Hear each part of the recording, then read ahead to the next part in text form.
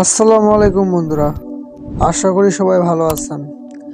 মানুষের জীবন মৃত্যু আল্লাহর কর্তৃক নির্ধারিত। যার যতদিন হায়াত আছে সে পৃথিবীতে ততদিন বেঁচে থাকবে, আবার যার যেখানে যে অবস্থায় মৃত্যু লেখা আছে তাকে সেখানে সে অবস্থায় মৃত্যুবরণ করতে হবে। এ ব্যাপারে মানুষের কোনো হাত নেই, কিন্তু পৃথিবীতে কোনো কোনো সময় মানুষের এমন অবস্থায় মৃত্যু ঘটে যা বিবেকবান সকলের হৃদয়কে নাড়া দিয়ে যায়। ঘটনার আকস্মিকতায় বিস্ময়ে বিমূঢ় হয়ে পড়ে অনেকেই। নিজের অজান্তে চোখের কোণে থেকে তপ্ত অশ্রু ফোঁটা গড়িয়ে পড়ে অবিরত বর্ষণধারায়। ধৈর্য ধারণ করা অতি কঠিন হয়ে পড়ে, তবুও সবকিছু মেনে নিতে হয়। কিন্তু হৃদয়ে যে গভীর ক্ষত হয় তা অমোচনীয় হয়ে থাকে যায়। কখনো ওই ঘটনা স্মৃতির পাতায় ভেসে উঠলে ডুকরে কেঁদে ওঠে মন। এমনই একটি বিস্ময়। আমরা সাগরকূলের মানুষ, বিভিন্ন ঘাট প্রতিঘাত ও প্রতিকূলতা সহ্য করেই আমাদের বেঁচে থাকা, বিপদ মাথায় নিয়ে আমাদের পথ চলা। আমাদের বিপদ মুহূর্তের একটি হৃদয় বিতারক সত্য ঘটনা এখানে তুলে ধরা হলো। আমি তখন যুবক ছিলাম। একদিন দেখি আকাশে খুব মেঘ, ভাবলাম ঝড় হতে পারে।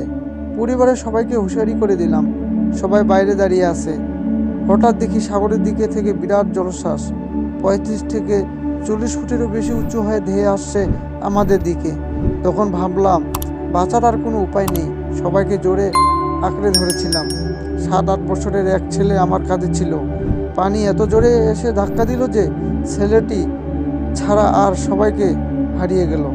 তখন আমরা অনেক পানির নিচে, পানি আমাদের অনেক দূরে নিয়ে গেছে।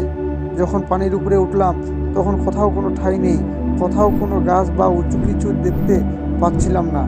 ছেলেটা তখন কাঁদে, গলা ধরে আছে। ওকে বললাম, আব্বা তুমি 2 হাতে আমার গলা শক্ত করে জড়িয়ে ধরো, ছেড়ো না যেন, তাহলে ডুবে যাবে। ছেলেটি কাঁদছে আর বলছে, আব্বা তুমি আমাকে ফেলে দিও না, তাহলে আমি কিন্তু ডুবে যাব। তখন আবার ঢেউ চলছে 2 থেকে 3 ফুট উঁচু হয়ে। আমরা সেই ঢেউয়ে ডুবে যাচ্ছি, পানি খেয়ে আবার উপরে উঠছি। ছেলেকে কাঁধে নিয়ে আধা ঘন্টার মতো খুব কষ্টে সাঁতার কেটে বেঁচে আছি। কোথাও কোনো ঠাঁই দেখার যায় না। তখন ভাবছি আর বোধহয় বাঁচতে পারবো না, জীবন যায় যায় অবস্থা। মনে মনে ভাবছিলাম ছেলেটা যদি গলা ছেড়ে ডুব যেত তাহলে হয়তো নিজে বাঁচতাম। পরে কষ্ট সহ্য করতে না পেরে বলে দিলাম, তুই আমার গলা ছেড়ে দে। ছেলে তখন কেঁদে ফেললো আর কাঁদতে কাঁদতে বলল, আব্বা তুমি আমাকে ছেড়ে দিও না, আমি ডুবে যাব।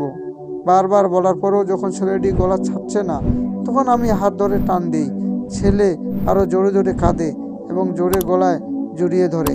আমরা দুজনেই কেউ মরতে চাই না, আবার কেউ বাঁচতেও পারতেছি না। এমনই পরিস্থিতিতে আপনি আপনার সন্তানকে নিয়ে একটু কল্পনা করুন তো কেমন লাগে। এটা ছিল মৃত্যুর পূর্বের ভয়াবহ অবস্থা। ছেলের কান্নাতে আমার আর মায়া হলো না। আমি ওর হাত টেনে কামড়িয়ে ধরলেও সে আমার গলা ছেড়ে দেয়। সাথে সাথে ছেলেটি ডুবে যায়, পানির অনেক নিচে চলে যায়। তখন মনে মনে বললাম, বেঁচে গেছি। এর মাত্র 5 মিনিটের পর আমার পায়ে উঁচু গাছের ডাল লাগলো। আমি তার উপরে দাঁড়ালাম। সাথে সাথে ছেলেটির হৃদয় বিদারণকারী কান্নাজড়িত কথা কানে ভেসে আসলো। চোখে বাঁধ ভাঙ্গা অশ্রু নেমে এলো। তখন ভাবছি, এই তো ঠাঁই পেলাম, তবে কেন আমার ছেলেটাকে পানিতে ফেলে দিলাম? এ কী করলাম আমি? এইটুকু সময় আমি তাকে ধরে রাখতে পারলাম না। কত বড় ভুল হয়ে গেল। আমি সেখানে দাঁড়িয়ে জায়গাটাও বুঝতে পারছি। পানি সরে গেলে ওখানে লাশ পাওয়া যাবে। 1.5 দিন পর পানি সরে গেল। আমি গাছে ছিলাম, একটু ক্ষুধাও লাগেনি, ঘুমও আসেনি। তারপর ছেলের লাশ সেখানে পেয়ে আরও কষ্ট হলো, যে কষ্ট আমি আজও ভুলতে পারছি না। আমার এখন কয়েকটা ছেলে মেয়ে, বয়স 60 বছর, তবুও ওই স্মৃতি আমাকে পাগল করে দেয়।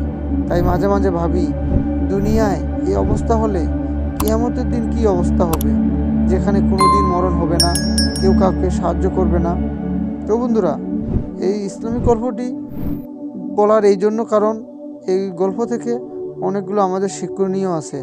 তা হলো, দুনিয়ার এই ক্ষণস্থায়ী জীবনে মানুষ নিজেকে বাঁচাতে যদি কলিজার টুকরা প্রাণাধিক প্রিয় সন্তানকে ছুড়ে দিতে পারে, তাহলে কিয়ামতের ভয়াবহতা মানুষ কি করবে সেটা চিন্তার বিষয়।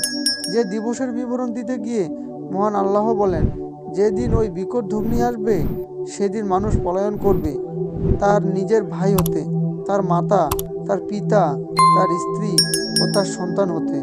সেদিন তাদের প্রত্যেকেরই একই চিন্তা থাকবে, যা তাকে ব্যতিব্যস্ত করে রাখবে। অতএব সচেতন মানুষ মাত্রই ওই জীবনের জন্য যথাযথ প্রস্তুতি গ্রহণ করা আবশ্যক।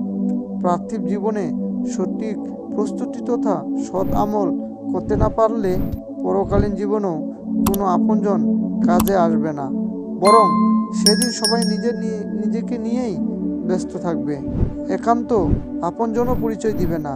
কিয়ামতের সেই ভয়াবহ দিনে পরিত্রাণের জন্য আল্লাহ আমাদেরকে তৌফিক দান করুন। আমিন।